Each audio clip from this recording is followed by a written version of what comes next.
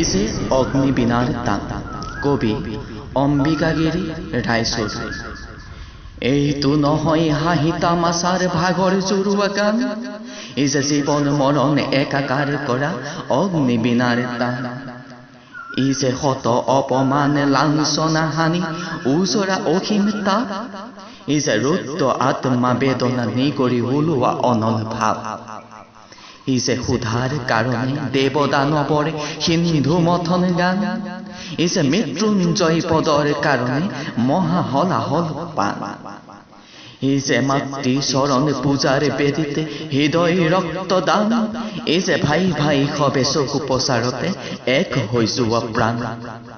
ই যে হীনতা নিচতা ভীৰুতা দীনতা জোকাৰি পেলোৱা ভাৱ, ই যে একে ৰূপে ৰখে একে ৰঙে চঙে একে কৰি দিয়া চাহ।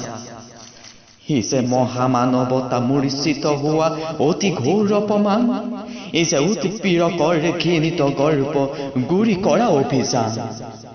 ই যে সুপ্ত জীৱনে চকুৱা জগুৱা বৰ্জনীনাথ টান, ই যে মানৱৰ অধিকাৰ হেতু কৰা শৃংখল অভিযান। ই যে নৰ নাৰায়ণক লাঞ্ছিত হোৱা ভয়াৱহ ইতিহাস, ই যে জীৱনৰ হকে মৰিবৰ হেতু প্ৰাণ ভৰা অভিলাষ।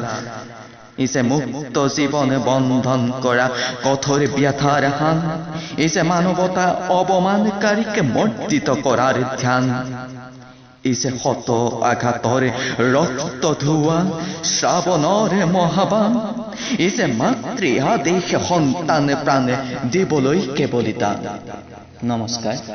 যদিহে ভিডিঅ'টো চাই ভাল পালে তেনেহ'লে লাইক কৰিব, কমেণ্ট কৰিব আৰু কবিতা ভাল পাওঁ চেনেলটো ছাবস্ক্ৰাইব কৰিবলৈ নাপাহৰিব। ধন্যবাদ।